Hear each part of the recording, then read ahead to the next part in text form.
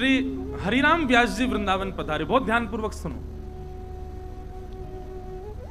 जैसे ही आप वृंदावन आए, वृंदावन आते ही, अच्छा अब भी महाराज जी पोथियां छोड़ करके नहीं आए, संग लेकर के ही आए।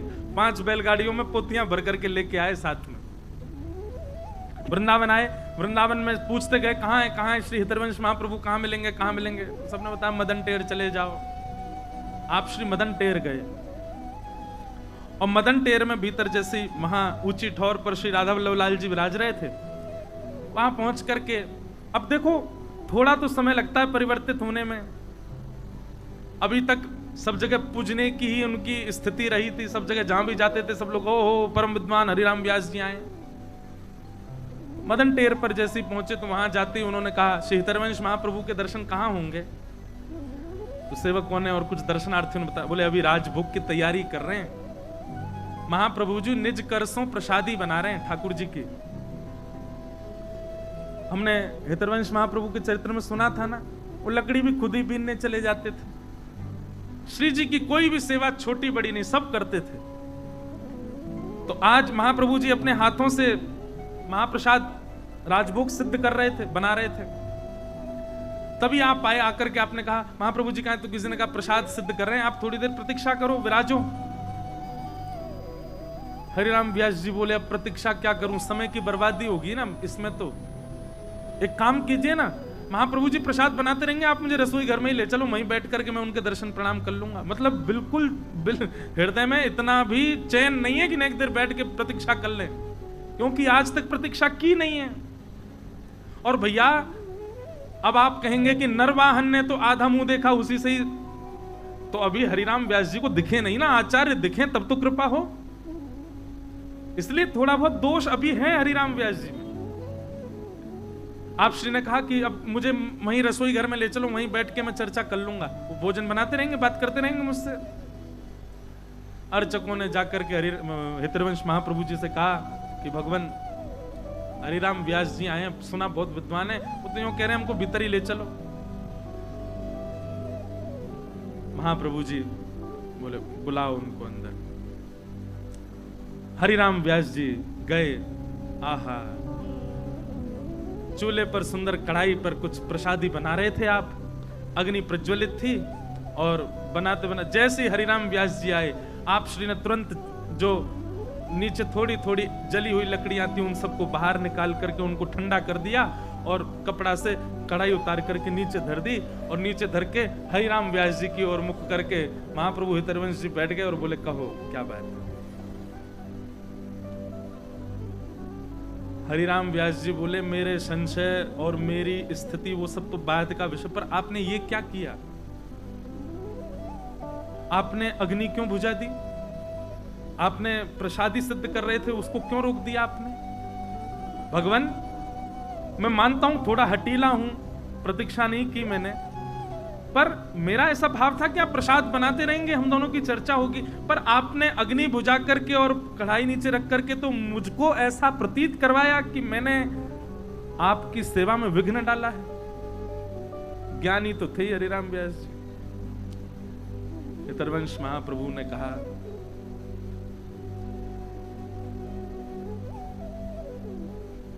आपकी दृष्टि में, बहुत ध्यान से सुनना, हम सब सेवकों के लिए यह बहुत जरूरी बात है। हितरवंश महाप्रभु कहते हैं व्यास जी आपकी दृष्टि में भोग सिद्ध करना हाथ का विषय है और आपके प्रश्नों का उत्तर देना मुख का विषय है। आपकी दृष्टि में आपको ऐसा लगता है कि मैं हाथ से भोग बनाऊंगा और मुख से आपके प्रश्नों का उत्तर देता रहूंगा, पर मेरी स्थिति में मैं जिस क्रिया में हूं वहां परिपूर्ण रूप से लगा हूं।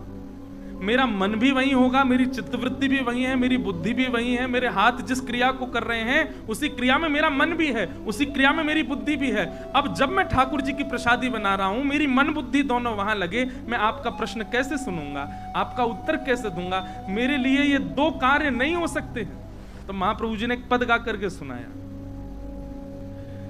यह जो एक मन बहुत ठोर कही कौन सुच पायो। मन तो एक ही है पर हमने इसके ठिकाने बहुत सारे बना रखे हैं। कैसे? बोले जैसे एक पिंगला यानी कि एक वैश्या हर दिन उसका एक नया प्रेमी है, ऐसे हम लोगों का हर दिन एक नया प्रेमी है। लेकिन भैया याद रहे, द्व तुरंग पर जोर चढ़त हट परत कौन पे धायो। दो घोड़ों पर पैर रख करके दौड़ोगे तो गिर जाओगे। हरिवंश महाप्रभु कहते हैं, जय श्री हित हरिवंश प्रपंच वंश सब काल ब्याल को खायो। व्यास जी, आपको प्रत्युत्तर देना और सेवा करना आपके लिए दो हैं, पर मैं एक जगह ही रहता हूं। आपको लगता होगा कि भोग हाथ से बनता है, पर मेरा भोग, मेरे राधा वल्लभ जी की प्रसादी मन से बनती है। मेरे राधा वल्लभ जी की प्रसादी बुद्धि से बनती है, मन से बनती है, हृदय से बनती है। हाथ तो क्रिया कर रहे हैं और मन यदि यहां लगा है तो मैं आपका उत्तर कैसे दूं। व्यास जी बोले, बस बस बस भगवान बस, मुझे प्रत्युत्तर मिल गया। मैं आज समझ गया, मेरे जीवन के जितने संशय थे सबका निराकरण आपने कर दिया। केवल एक वाणी सुनकर के श्री हरिवंश महाप्रभु जी की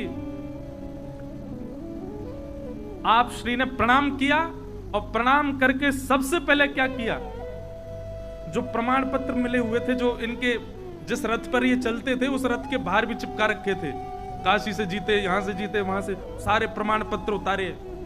और 5 गाड़ी बैलगाड़ी में भर के पोथियां भरी पड़ी थी, जे उपनिषद पुराण गुण आदि सब आदि। कोई पुराण आदि की निंदा नहीं कर रहा हूं, क्षमा करें, जो वाणी जी में वही बता रहा हूं। सबको ले जा करके महाराज जमुना जी में प्रवाहित कर दिया। किसी ने आकर के कहा, बोले व्यास जी पुस्तकालय में धरवा देते, कोई और पढ़ लेता इनको, जमुना जी में क्यों प्रवाहित कर दें। बोले भैया 40 वर्ष की उम्र है, मेरो कल्याण नहीं भयो इनते और कौन को होएगो। सब जमुना जी में पधराई दें, और पधरा करके महाराज अब तो श्री हरिराम व्यास जी की स्थिति अलग हो गई। छोड़ आए सब अपने घर परिवार, त्याग दी अपनी सब कुल की कहानी, त्याग दी अपनी सारी उपाधियां आदि सब छोड़ छाड़ के वृंदावन में रहने लगे। आपके घर वालों को तो लोभ था, क्योंकि हरिराम व्यास जी रहते थे तो घर में धन दक्षिणा आती थी, खूब सारी चीजें आती थी। अब हरिराम व्यास जी तो इतने दिन हो गए, पता नहीं कहां चले गए। आपके घर के लोग आपको ढूंढने के लिए आए, खूब आपको संदेश भेजे, पर आप श्री लौट करके वापस ओरछा नहीं गए। और एक तो होता है कि मैं अपने नियम का पालन करूं, परंतु एक होता है कि मैं खुद भी करूंगा, इससे भी करवाऊंगा। हरिराम व्यास जी ऐसे वाले भक्त थे, स्वयं तो वृंदावन छोड़ते ही नहीं थे, और भी अगर कोई वृंदावन से जाने की बात करता था तो उसके ऊपर भी हरिराम व्यास जी ने पद गाया है। मैं अब गाऊंगा तो नहीं, बहुत सारे पद हैं, पर मैं थोड़ा बोल के बता दूं। वृंदावन तज जे सुख चाहत, ध्यान से सुनिएगा, वृंदावन तज जे सुख चाहत, ते ही राक्षस प्रेत। अब हरिराम व्यास जी की ऐसी वाणी मिलेंगी आपको, सीधे बोलते थे, बोले वृंदावन को छोड़ करके अन्य स्थानों पर जाकर के जो सुख भोगना चाहता है वही प्रेत हैं। कोई शब्द ऐसा आ जाए जो किसी को अनुचित लगे तो मुझे मत दोष देना, व्यास जी की वाणी है। व्यास जी मैंने कहा कि मुझे दोष मत देना, व्यास जी की वाणी है। व्यास जी कह रहे हैं मुझे मत दोष देना, मेरे उर में बैठा हुआ मोहन बोल रहा है। पर व्यास जी की वाणी ऐसी है। अच्छा, ये बात किन के लिए कही जा रही है? जो वृंदावन में जन्मे हैं और वृंदावन को छोड़ छाड़ के कहीं और पड़े हैं, उनके लिए बात कही जा रही है कि वृंदावन छोड़ छाड़ के और जो और कहीं पड़े भये हैं। एक प्रकार से देखा जाए, महाराज जी हमारा भी जन्म वृंदावन में, हम भी बाहर ही रहते हैं ज्यादातर, लेकिन सुनो, लेकिन बाहर रह के क्या कर रहे हैं? वृंदावन को गा रहे हैं, वृंदावन को गवा रहे हैं, वृंदावन की महिमा के लिए पड़े हैं। जे बढ़िया है। देखो व्यास, हम तो फ्री है गए, हम नहीं है। ये कौन? ते राक्षस कूकर गधा ऊंट वृषभ गजबोक, व्यास जू वृंदावन तज भटकत तासिर पनिहों ठोक। पनिहा समझते किसको कहते हैं? चप्पल को बोलते हैं पनिहा ठोक। ऐसे नैष्ठिक महाराज ब्रजवासी बन गए, ब्रज को छोड़ के कहीं नहीं जाते। और वृंदावन एक बार कोई आ जाता है तो उसको प्रणाम करते हैं हरिराम व्यास जी।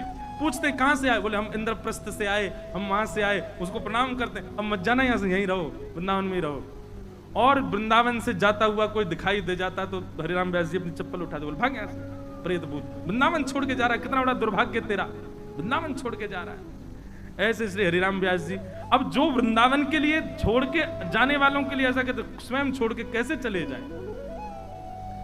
आपके घर वालों ने खूब प्रयास किया कि श्री हरिराम व्यास जी को लेकर के जाना, हरिराम व्यास जी नहीं गए। घर वालों ने कहा ये ऐसे तो आएंगे नहीं, और अगर ये नहीं आए तो घर कैसे चलेगा, और घर तो चल ही जाता, पर एक घर के लोगों को लोभ था, भाई ये इनकी वजह से हमारी पूंछ है सब जगह, और ये वृंदावनवासी हो गए, बाबा जी बन गए यहाँ के। तो घर के लोगों ने क्या किया, ओरछा गए, और ओरछा में जाकर के वहां के राजा, उनके तो गुरु जी हैं ये, तो घर के लोगों ने जाके मधुकर शाह से कहा, बोले कि हमारे पतिदेव, तुम्हारे गुरुदेव वहां चले गए। बच्चे जाके रोने लगे, इनके 3 बेटा 1 बेटी थे। तो मधुकर शाह ने कहा नहीं नहीं नहीं, आप चिंता मत करिए, हम अभी व्यवस्था करते हैं, हम बुलवाएंगे उनको। सैनिकों को भेज दिया, जाओ जाकर के श्री हरिराम व्यास जी को लेकर के आओ, कहो कि राजा ने भेजा है बुलाने के लिए, बुला ले। सैनिक आकर के वृंदावन में बस गए। हरिराम व्यास जी को जैसी पता चली कि सैनिक आ गए तो बच्चे दौड़ दौड़ के भागते, छुप जाते, कभी जमुना जी में बैठ जाते, कभी लता गुल्मों में छुप जाते, इनको मैं दिख नहीं जाऊं, मुझे ले जाएंगे। और कोई हट तो नहीं करेगा, लेकिन प्रार्थना भी क्यों सुनूं मैं वृंदावन से जाने की, नहीं मानते थे।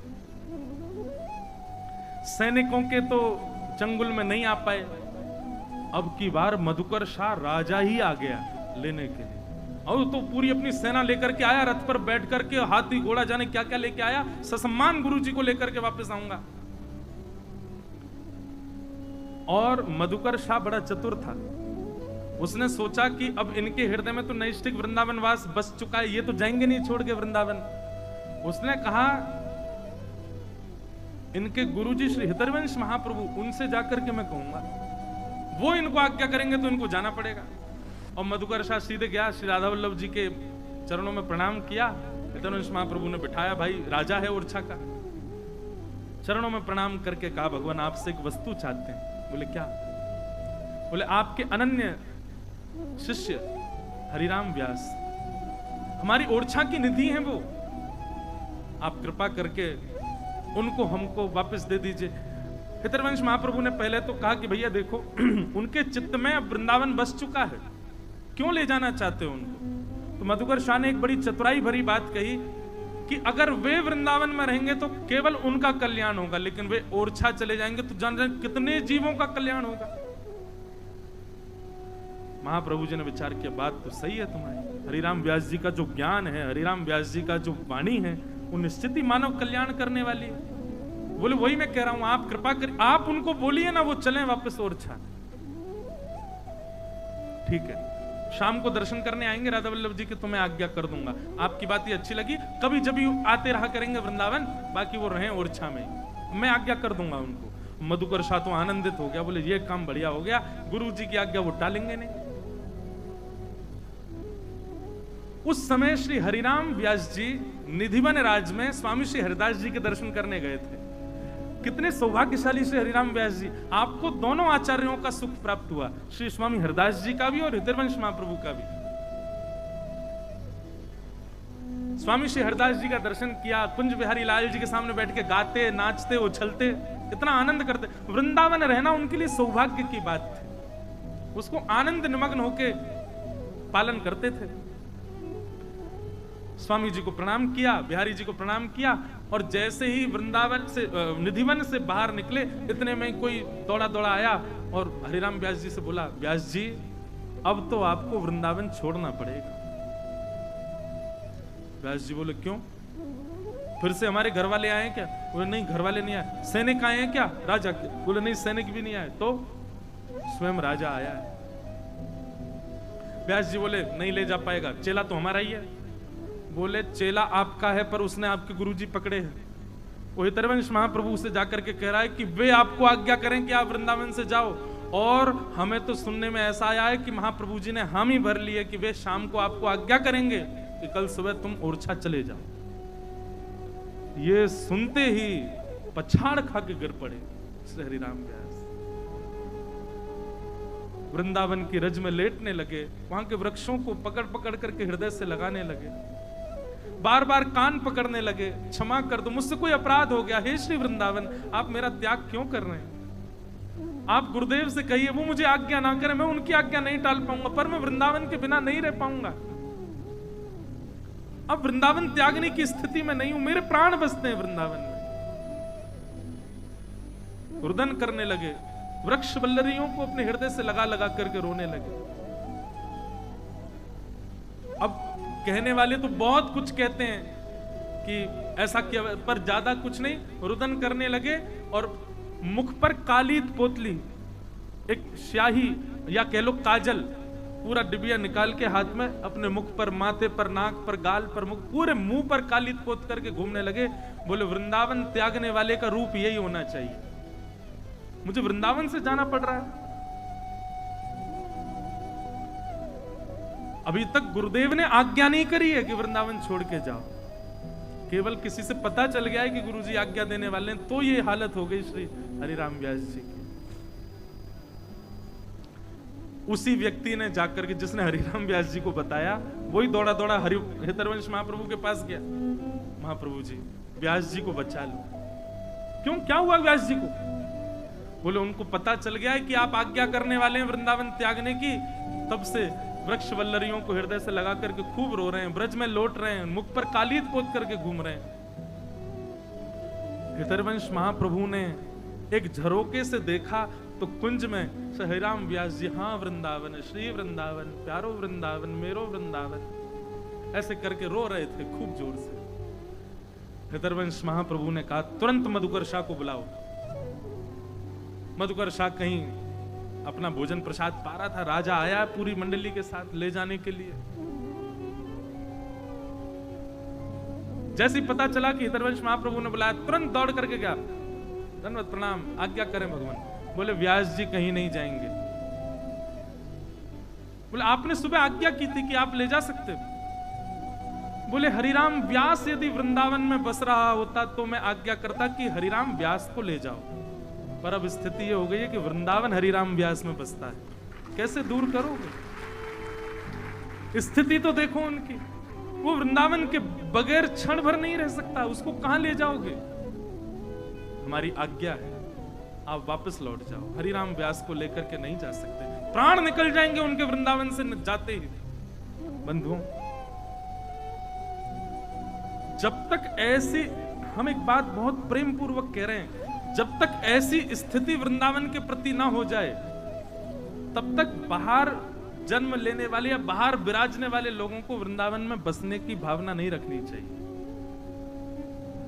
आप धन के बल पर, आप बहुत धन लगा करके और सब व्यवस्था करके वृंदावन में बस जाओ, वो आपकी इच्छा है, पर वृंदावन आपको पकड़ ले, बस ऐसी स्थिति हो जाए कि एक पग भी बाहर रखा तो महाराज अब, या फिर ऐसी स्थिति हो जाए कि वृंदावन से बाहर गए नहीं, कि बस स्थिति ऐसी हो गई अब कब वापस जाएं, कब वापस जाएं, कब वापस जाएं, ये लगने लग जाए, बस कुछ और ना सुहावे, तब समझना कि अब वृंदावन चित्त में है, तब वृंदावन वास लीजिएगा।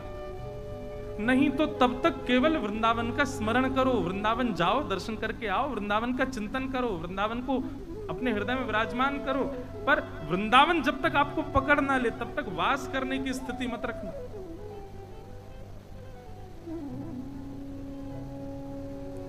और मधुकर शाह वापस लौट गए वहीं से। बोले ये तो नहीं आए, अब तो क्या बताएं, अब उन्होंने ही मना कर दिया तो ये कैसे जाएंगे मेरे साथ। लेकिन मधुकर शाह वहां विचलित हो रहा था, वहां व्याकुल हो रहा था कि गुरुजी के बिना कैसे रहें ओरछा में।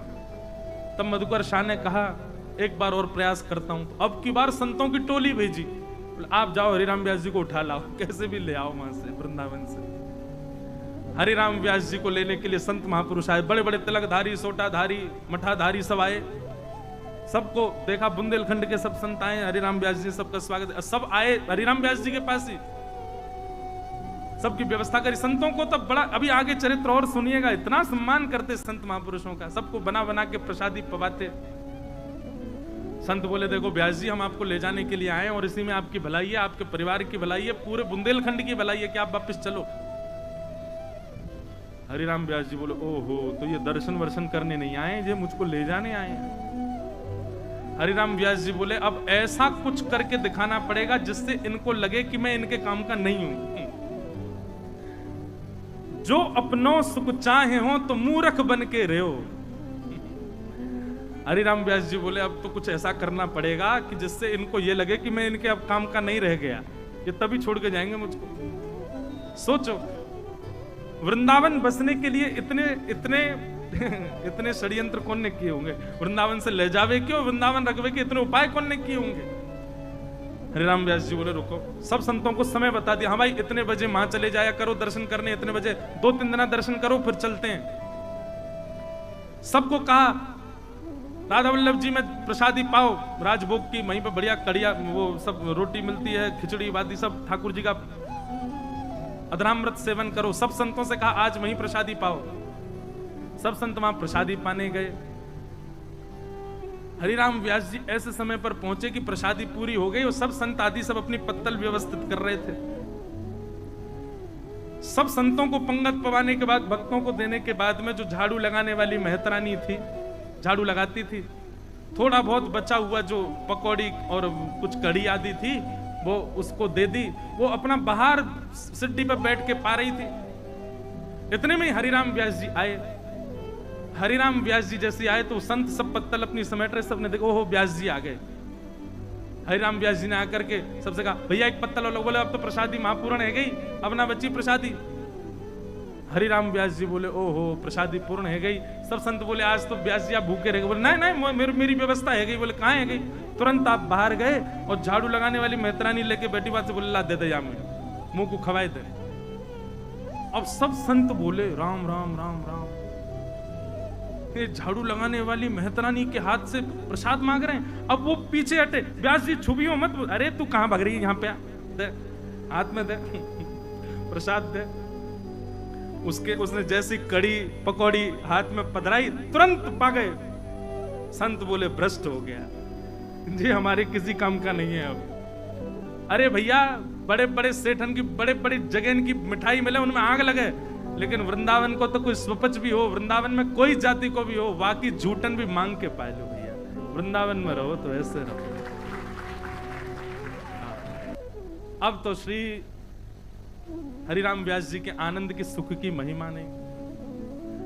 हरिराम व्यास जी क्या करते हैं पूरे दिन? कभी वृंदावन बिहारी लाल का दर्शन करने जाते हैं, गोविंद देव जी का दर्शन करने, तब वृंदावन में विराजते थे गोविंद देव जी का दर्शन करने जाते हैं, गोपीनाथ जी का दर्शन करने जाते हैं और बिहारी जी का दर्शन करने जाते हैं। जहां जहां जाते हैं वहां के ठाकुरों की सुंदर सुंदर पदावली राग रागनियों में गा गा करके सुनाते हैं।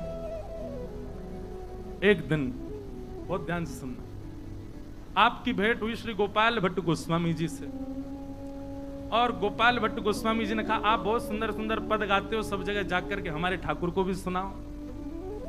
बोले अच्छा कहाँ है आपका मंदिर? बोले गोपीनाथ बाजार में है, हमारे ठाकुर हैं, उनका कल हम झूला झुलाएंगे, आप आकर के जो है ठाकुर जी का बढ़िया राग विलास करो। हरिराम व्यास जी बोले बढ़िया कल आऊंगो। अच्छा हरिराम व्यास जी का एक स्वरूप था, एक तो वो बड़े मुख पे बोलने वाले, और दूसरा हरिराम व्यास जी का एक स्वभाव था छेड़ते बहुत थे सबको, छेड़ने वाला स्वभाव था उनका, थोड़ा आनंद लेते थे सबसे। गोपाल भट्ट गोस्वामी जी ने आपको आमंत्रित किया हमारे ठाकुर को भी राग विलास करो। हरिराम व्यास जी पहुंच गए, और जैसे हरिराम व्यास पहुंचे वहां तो बधाई गायन चल रहा था, लोग जन सब नाच रहे थे। हरिराम व्यास जी हाथ जोड़ के खड़े और गोपाल भट्ट गोस्वामी से बोले ठाकुर जी कहाँ हैं? अरे ये झूला चल रहा है, सब झुला रहे हैं, बैठे ठाकुर जी। बोले कहाँ हैं? बोले वो ऊपर बैठे उसमें, शालिग्राम भगवान। हरिराम व्यास जी बोले ठाकुर जी हैं आपके? बोले हाँ। इनके लिए इतना बड़ा झूला? बोले जी। अच्छा ठीक है कोई बात नहीं, अच्छे अच्छे ठाकुर जी हैं आपके, गोल मटोल बिल्कुल। आप तो कुछ सुनाओ हमारे ठाकुर जी को। अब हरिराम व्यास जी तो पद बना के तुरंत गाते थे। हरिराम व्यास जी बोले कहाँ गाऊं? बिहारी जी के लिए यहाँ गा दूंगा तो भैया बड़े बड़े नेत्र हैं उनके, राधा वल्लभ लाल जी की ऐसी मां की छटा है, गोविंद देव जी ऐसे प्यारे, अब इनके लिए क्या गाऊं मैं? रूप ना स्वरूप, नैन ना कान, कछु तो है नहीं इनके। अब गोपाल भट्ट गोस्वामी जी बोले कुछ सुनाइए ना। बोले जी जी आचार्य चरण गाता हूं। अब हरिराम व्यास जी ने ऐसा पद गाया, गोपाल भट्ट गोस्वामी जी के तो नेत्र सजल हो गए। बोले इससे बढ़िया तो गाते ही नहीं आप हैं, ये कोई तरीका है? आप क्या बोल रहे हो हैं? मानो भटा का मानो भटा कड़ी में बोरो। हमारे ठाकुर जी के चंदन लगा, आप कह रहे हो को कड़ी में बोर के धर दिए हमने। व्यास जी बोले अब क्षमा कर दो जैसे भाव। व्यास जी तो बोले अब चलो यहां से, नहीं तो प्रणाम करके व्यास जी तो चले गए। पर श्री गोपाल भट्ट गोस्वामी बहुत रोए। ये सब आपकी वजह से हो रहा है। हरिदास जी के लिए प्रकट हो गए सघन कुंज में, हितरवंश महाप्रभु के लिए प्रकट हो गए आप, उनके पास उनके संग बैठ करके वृंदावन आ गए। रूप सनातन गोस्वामी के लिए प्रकट हो गए। अरे कहां तक कहूं, उस दिन नरसिंह चतुर्दशी थी। बोले आज ही के दिन खंभ भेदन करके नरसिंह के रूप में प्रकट हो गए प्रहलाद के लिए, पर मेरे लिए तो आप इसमें बैठे रहना। महाराज हमारे वृंदावन के सबसे प्यारे ठाकुर प्रकट भये श्री राधा रमण लाल जी। भूमिका श्री हरिराम व्यास जी बना के गए। श्री हरिराम व्यास जी चेता गया, मानो भटा कड़ी में बोरो, अंग लगायो चंदन, झूले रे झूले मेरे गंड के नंदन। इसी से ही विरह प्रकट हो गया श्री गोपाल भट्ट गोस्वामी जी को। क्यों मेरे लिए, क्यों आप शालिग्राम, क्यों नहीं आपके हाथ नाक कान पैर? महाराज ऐसी विरह वेदना, विचार करो कैसी विरह वेदना रही होगी कि श्री राधा रमण लाल जी में गोपीनाथ जी, मदन मोहन जी, गोविंद देव जी तीनों के रूप विराजमान हैं। तीनों जैसे हैं ठाकुर जी, और ऐसे सुंदर नेक से लाला प्रकट है गए।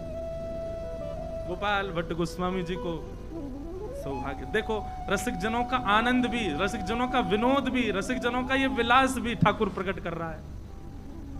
सोचो किस स्थिति में होंगे। श्री हरिराम व्यास जी की ऐसी सब लीलाएं चल रही थी। आप श्री 4 दिन बाद आपको पता चला, अब तो पूरे वृंदावन में हल्ला मच गया, गोपाल भट्ट के लाल जी प्रकट है गए, श्री गोपाल भट्ट जी के लाल जी प्रकट है गए। जैसे हरिराम व्यास जी के कान में ये बात पड़ी, बोले कहा सुनना है भैया? बोले कहा? बोले गोपाल भट्ट जी के लाल जी प्रकट है। मतलब उनके तो लाल जी हैं वही गंडकी नंदन। बोले नहीं नहीं नहीं नहीं नहीं, श्री गोपाल भट्ट जी के नरसिंह चतुर्दशी के अगले दिन बुद्ध पूर्णिमा के दिन उनके शालिग्राम में से श्री ठाकुर जी प्रकट हो गए। हरिराम व्यास जी बोले सच में? बोले अरे मैं तो पद सुना के आया था उनको, मैं ही तो गा के आया था, नाक नहीं, हाथ नहीं, कान नहीं, पैर नहीं।